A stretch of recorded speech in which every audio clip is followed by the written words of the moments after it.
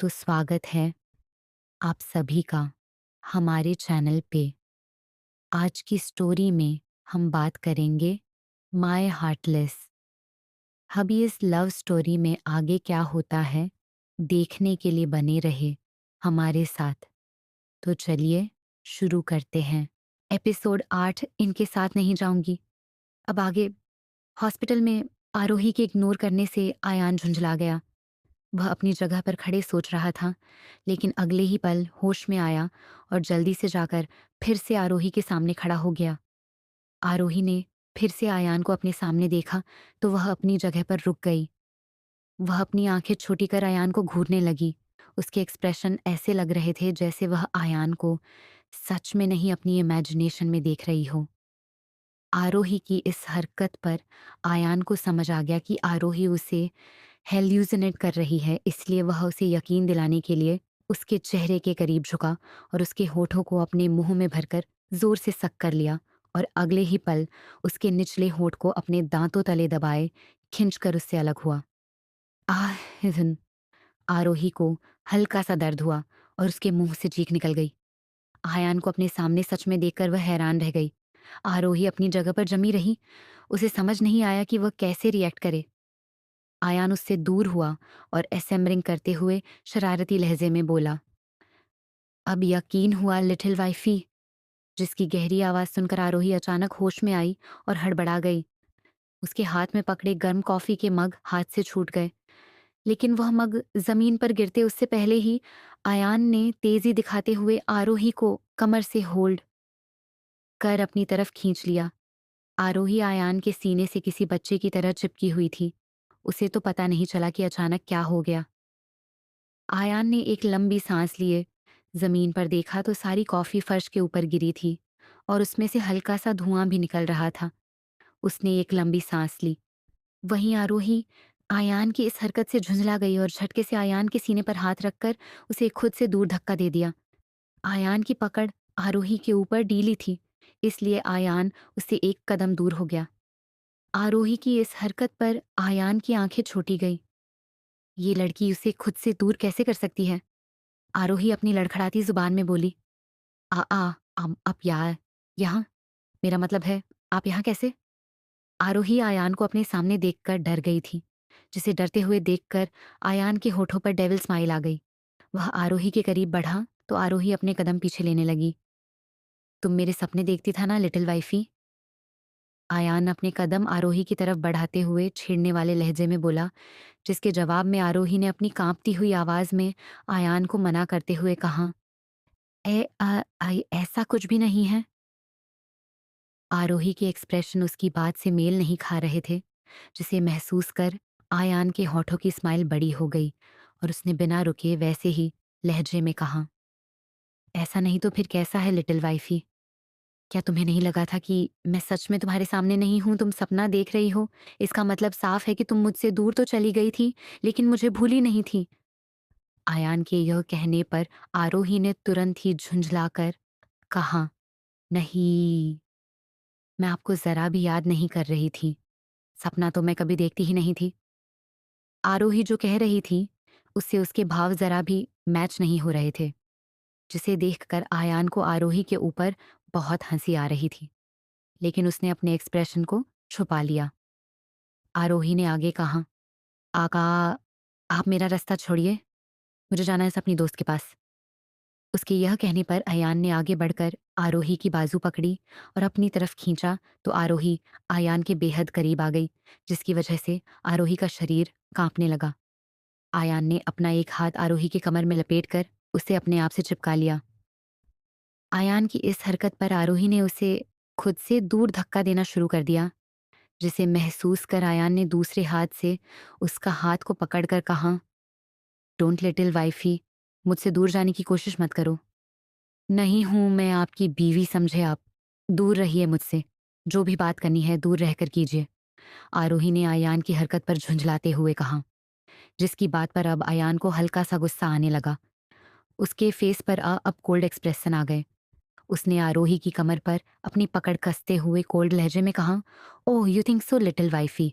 आरोही कुछ बोलती उससे पहले ही उससे अंकित आवाज आई, रूहू।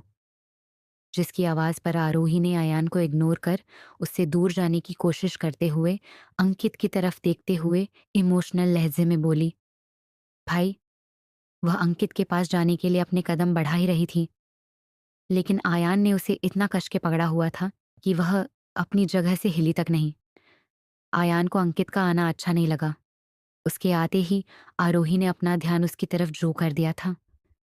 उसने अंकित की तरफ देखकर डेविल स्माइल शरारती लहजे में कहा, क्या साले साहब मेरे रोमांस के बीच में हड्डी बनने क्यों आ गए? कुछ देर रुक नहीं सकते थे? थोड़ी देर बाद अपनी बहन से मिल ही लेते। आयान के इस तरह तंज कसने पर दोनों भाई बहन थोड़े से ऑकवर्ड फील करने लगे। आरोही ने अपनी नजरें नीचे कर ली थी, लेकिन अंकित अपनी आंखें छोटी करके आयान को घूरने लगा। अंकित की घूरती नजरों को इग्नोर कर आयान ने आरोही से कहा, घर चलकर बात करते हैं। उसके लहजे में इस वक्त सीरियसनेस थी, जिसे अंकित ने भी महसूस किया। आरोही ने आयान को मना करते हुए कहा, नहीं। जिसकी ना को सुनकर आयान के एक्सप्रेशन डार्क हो गए। उसने आरोही की तरफ देखा तो आरोही उसकी कठोर नजरों को देखकर सिहर गई। उसने तुरंत ही अपने ना का जस्टिफिकेशन देते हुए कहा, मेरी दोस्त को मेरी जरूरत है, मैं अब भी घर नहीं आ सकती। कहते हुए आरोही ने अपनी नजरें नीचे कर ली, जिसकी बात पर आयान ने अंकित की तरफ देखा और ऑर्डर देने वाले लहजे में कहा, साले साहब, अपनी बहन की सहेली के साथ रहो और उसका अच्छे से ख्याल रखना। अंकित का मुंह बन गया जब उसने यह सुना। वह कुछ कहने वाला था कि तभी आयान ने आरोही की तरफ देखकर कहा, अब तो ठीक है ना? Now let's go home. कहते हुए आयान आरोही का हाथ पकड़कर बाहर की ओर ले जाने लगा, लेकिन आरोही अपने आप को छुड़ाने लगी और झुंझलाते हुए बोली, नहीं, नहीं आना मुझे आपके साथ, आप समझते क्यों नहीं हैं? आरोही आयान से डर रही थी, लेकिन वह अपने आप को बचाने के लिए बड़ी हिम्मत से आवाज लगाकर बोली। उसे अभी भी वो रात याद थी, जिसे याद करके आरोही आज भी सिहर जाया करती थी। उसे नहीं पता था कि आखिर आयान चाहता क्या है। आयान ने पलटकर देखा कि आरोही अपना हाथ छुड़ा रही है, तो आयान ने उसके हाथ पर और जोर लगा दिया, जिससे आरोही के मुंह से हल्की सी सिसकी निकल गई। अंकित दोनों के बीच की टेंशन को देख रहा था, इसलिए अब उसने बोलना ही सही समझा। उसने आयान को रोकते हुए कहा, बॉस, वो नहीं जाना चाहती आपके साथ, तो आप उसके साथ जबरदस्ती मत करिए। जिसके यह बोलने पर आयान ने जलती निगाहों से अंकित की तरफ देखा और अपनी कठोर आवाज में जवाब देते हुए कहा, मिस्टर अंकित, अग्निहोत्री, ये मेरी बीवी है, जिसे मैं अपने साथ ले जाकर ही रहूंगा और इसे मेरे साथ आना ही होगा, चाहे मर्जी से आए या फिर मैं इसे जबरदस्ती अपने साथ ले जाऊंगा और तुम कुछ नहीं कर सकते। अंकित को अब आयान की हरकत पर गुस्सा आ रहा था। उसने आगे बढ़ाकर आरोही के हाथ को पकड़ना चाहा।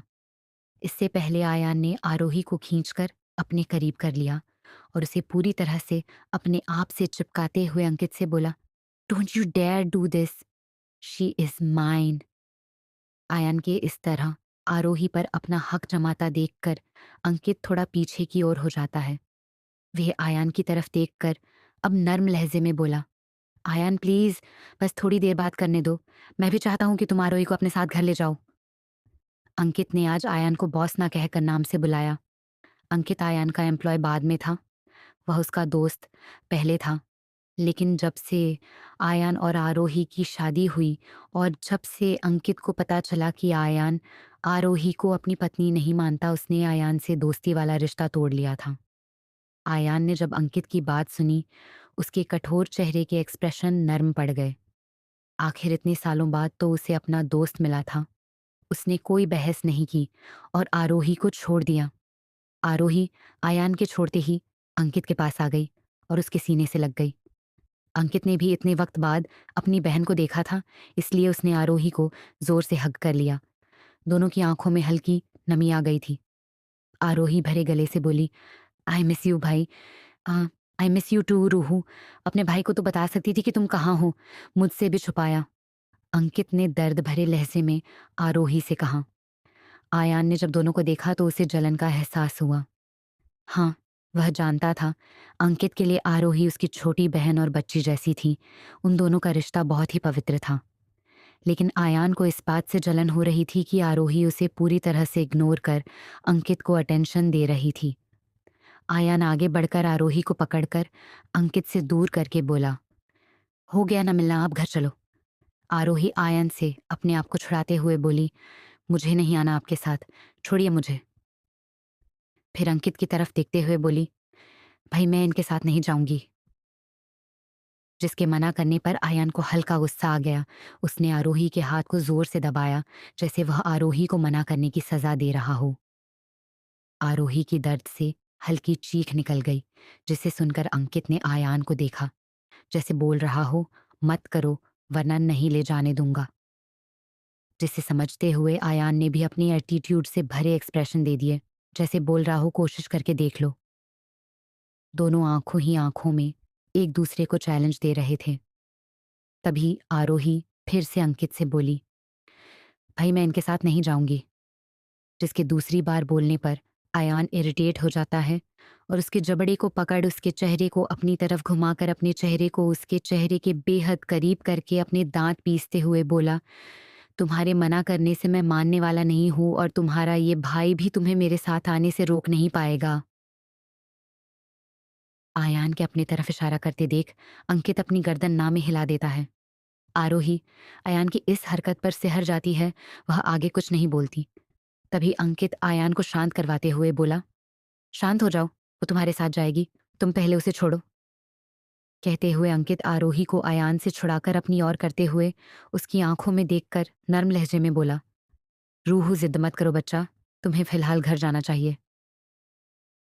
अंकित के कहने पर आरोही की आंखें हल्की पनीली हो गई। वह हैरानी भरे लहजे में अंकित से बोली, भाई आपसे मुझे यह उम्मीद नहीं थी, सब कुछ जानते हुए भी आप मुझे इनके साथ भेज रहे हैं। रूहू जरूरी नहीं, जो हमें दिखाया जा रहा हो वही सच हो, इसलिए बोल रहा हूं। अंकित ने बड़े विश्वास के साथ आरोही को यह कहा, जिससे आरोही ने आगे कोई बहस नहीं की।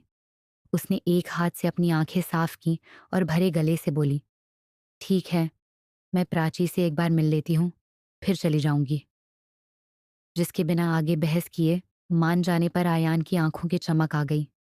अंकित ने आरोही की बात पर अपनी गर्दन हिला दी तो आरोही प्राची के पास चली गई। वहीं अंकित आयान के सामने देखते हुए बोला, वो तुम्हारे साथ आने के लिए मान गई है, लेकिन साथ रहने के लिए मानेगी कि नहीं इसका मुझे नहीं पता। जिसकी बात का जवाब देते हुए आयान ने तिरछी मुस्कुराहट के साथ कहा, तुम मान गए ना, वो भी मान जाएगी। नहीं मानी तो भी उसे मेरे साथ ही रहना होगा।